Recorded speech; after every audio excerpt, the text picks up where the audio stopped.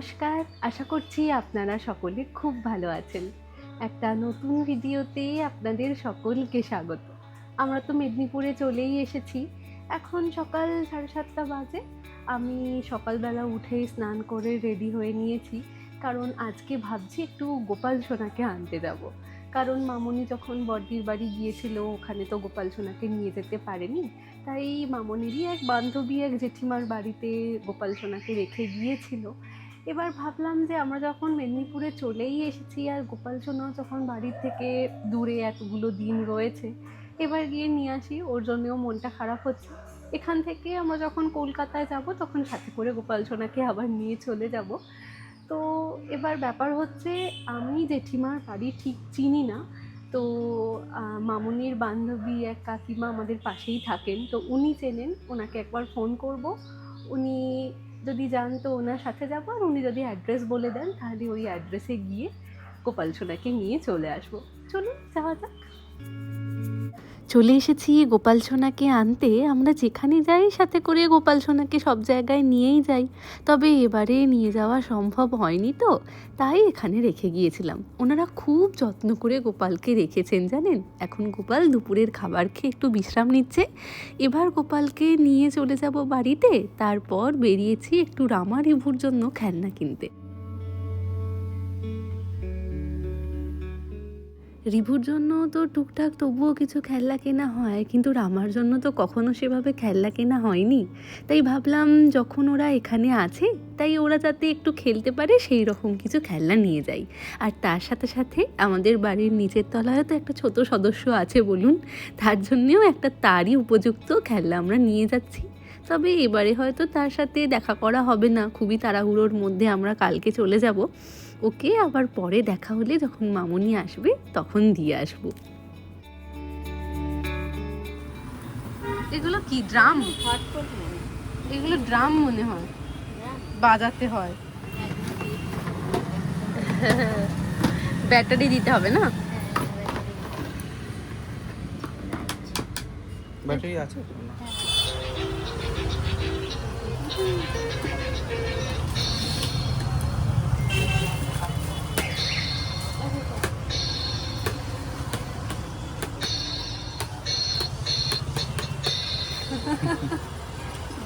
বলো।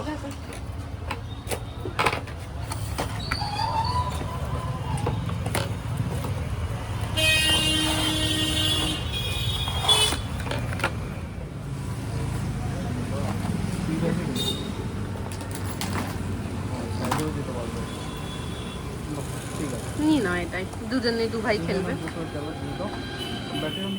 আর ঝর্দি বর্দি Chinese checker খেলতে ভীষণ ভালোবাসে। বর্দিদের ওখানে যত সম্ভব মনে হয় চাইনিজ চেকারটা হয়তো পাওয়া যায় না, সেই জন্য এখান থেকে একটু ওদের জন্য এই চাইনিজ চেকারও নিয়ে যাচ্ছি। কালকে আমরা ভোরবেলা বেরিয়ে যাব, তো তার জন্যেই ব্যাগ গুছাচ্ছি। আসলে এখানে যখন আমরা থাকি তখন কিছু কিছু জিনিস বড়দির জন্য কেনা হয়। কোথাও ঘুরতে গেলে আমরা বড়দির জন্য জিনিস কিনে আনি সেখান থেকে। তো সেই সমস্ত জিনিসগুলো তো পরপর জমতে থাকে। তারপর যখন পুজোর সময় বড়দিকে কুরিয়ার করা হয় তখন একেবারে সমস্ত কিছু জিনিসপত্র পাঠিয়ে দিই। তো এবারে ভাবলাম বড়দি যখন এসেইছে তখন এই সমস্ত জিনিসপত্রগুলো একবার নিয়ে যাই, বড়দিকে দেখাবো। যদি বড়দির মনে হয় যে নিয়ে যেতে পারবো তাহলে সাথে করে নিয়ে যেতে কোনো অসুবিধা হবে না। তো এইসব জিনিসই গুছাচ্ছি, তার সাথে সাথে আমাদের জামা কাপড়ও গুছাবো।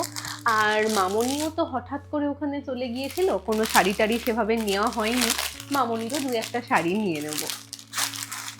এই যে সকালবেলা তখন গাড়ি কিনেছিলাম, দুই বাচ্চার জন্য দুটো গাড়ি। এই যে রিমোট কন্ট্রোল, এগুলোও নিয়ে যাব একসাথে। আর এটা হচ্ছে আমার হোমওয়ার্ক, এই মুঠা হোমওয়ার্ক দিয়েছে, এগুলোরও প্রিন্ট আউট বার করেছে ওনারাই, আবার সুন্দর করে এরকম সেলোটেপ দিয়ে একটা খাতার মতন বানিয়ে দিয়েছে। তো আমাকেও হোমওয়ার্ক করতে হবে, সেজন্য এটাও নিয়ে নিয়েছি।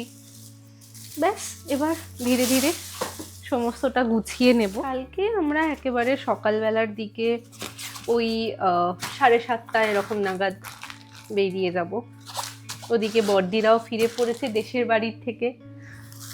ওই জন্য মনে হচ্ছে যে যত তাড়াতাড়ি সম্ভব ওখানে পৌঁছে যাই, একসাথে সকলে মিলে আবার থাকা যাবে।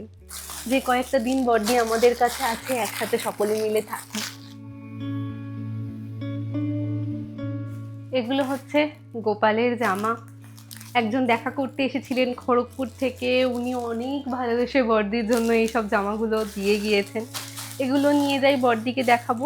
সর্দি বড়দির জন্য যে হারগুলো কিনেছিলাম এটাও নিয়ে নিলাম। তো বড়দির এখন আছে, বড়দিদেরকেও ভেজে খাওয়ানো যাবে। ব্যাস। ঘড়িতে এখন বিকেল 5:30। বিকেলবেলার থেকেই মনটা একটু হচ্ছে চটপটা কিছু খাবার, জানেন, তাই ভাবলাম বাড়িতেই একটু পনির টিক্কা করে নিই।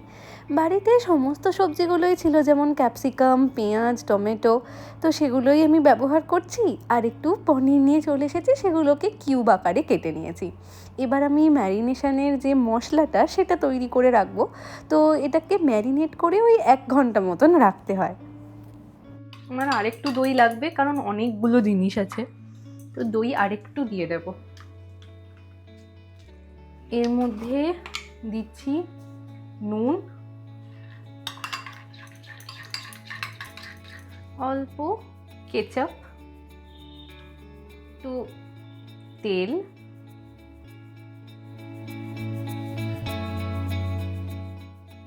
আর একটু কাসুরি মেথি নিয়েছি। তো এটাকে ভালো করে হাতে ডলে নিয়ে দিয়ে দেবো।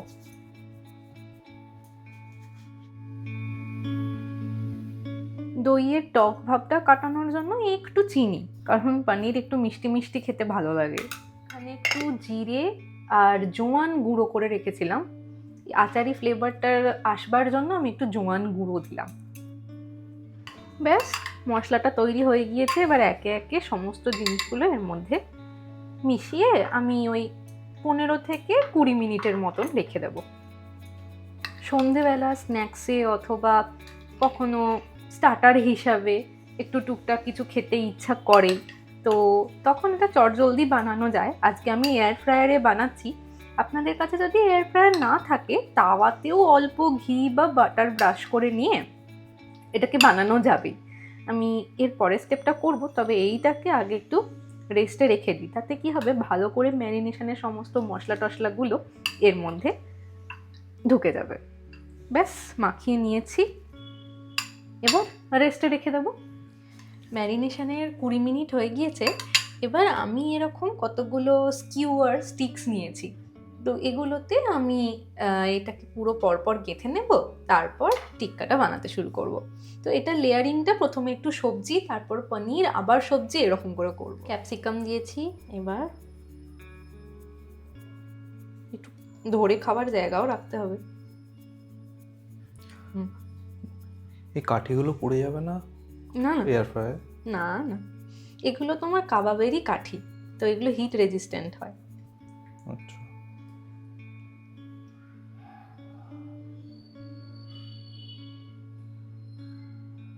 করে দিলাম টমেটো, টমেটো, পেঁয়াজ আর ক্যাপসিকাম। ক্যাপসিকাম, আর একটু পেঁয়াজ দিয়ে দিই। আর কি কি দেওয়া যেতে পারতো? আর তো কিছু দেওয়া যায় না। এবার যদি কেউ চিকেন বানায়, যদি ধরো কেউ পনিরও খাবে চিকেনও খাবে, তো মিশিয়ে দিতেই পারে। ভালো করে একটু মশলাটাও এর গায়ে মাখিয়ে দেবো।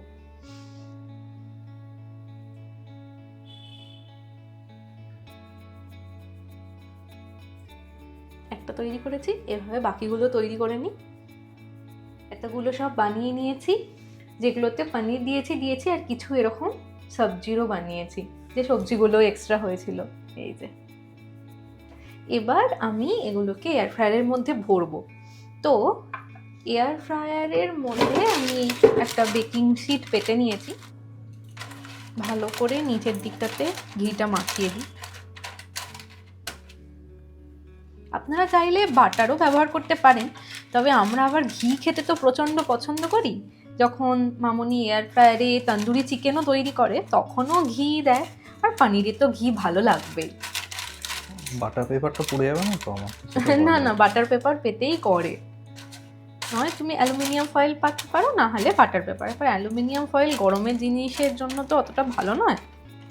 বাটার পেপার পেতে তোমার কেক তৈরি হয় খুব সুন্দর। দেওয়ার আগে আরও একবার ভালো করে এই গ্রেভিটা একটু মাখিয়ে নিচ্ছি।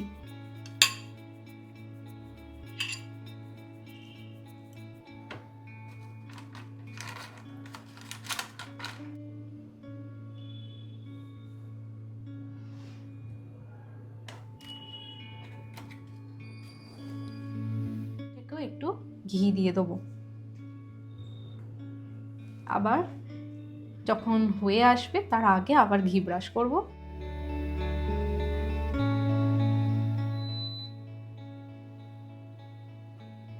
আমি দেব 10 মিনিট,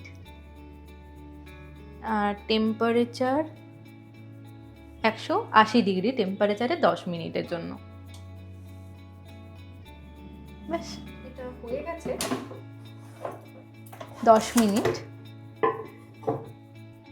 ঘি, বাহ, দেখতে পাচ্ছ একটা দিক হয়ে গেছে।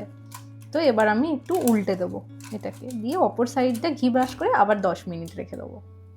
এই যে পেঁয়াজ ক্যাপসিকামটা খুব ভালোভাবে হয়ে গেছে। সাইডগুলো একটু ছিঁড়ে দিলাম যাতে আরও ভালো করে হিটটা পৌঁছায়। এবার আমি একটু তন্দুরি মশলা এর ওপরে দিয়ে দেবো। তন্দুরি মশলা একটু রাখবে, ভালো লাগছিল সসের হ্যাঁ, মতো। এমনিও কিন্তু সসের মতন ভালো লাগছিল। এই নিচে যেগুলো হচ্ছে এগুলো ভালো।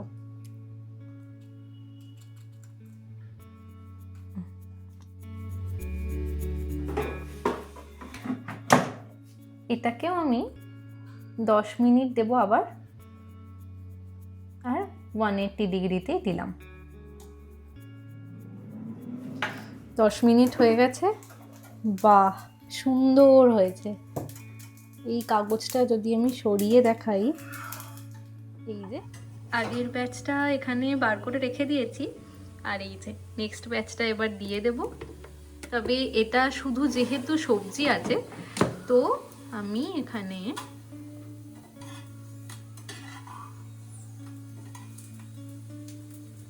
আট মিনিট টেম্পারেচার 180 ডিগ্রিতেই দিলাম।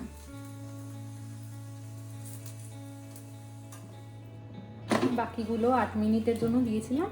এই যে এবার একটু উল্টে দেবো।